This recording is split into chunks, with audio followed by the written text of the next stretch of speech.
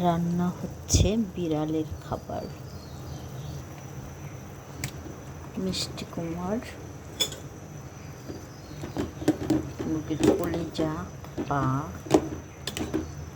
দিয়ে সিদ্ধ করে খাওয়াতে হবে। আমাদের স্টোন আর মার্বেলের জন্য রান্না হচ্ছে। রাত 3টা বাজে, গ্যাস শেষ হয়ে গেছে আর রাত জেগে রান্না করছি। নিয়ে নিলাম বিড়ালের খাবার, মিষ্টি কুমার, মুরগির কলিজা আর হাড্ডি দিয়ে পা দিয়ে রান্না করেছি, খাওয়াবো আমার বিড়ালদের।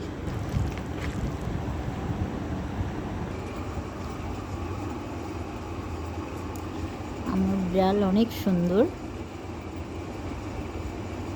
মনে হচ্ছে কাঠ বিড়ালি খাচ্ছে। একজন খাচ্ছে, একজন দেখছে।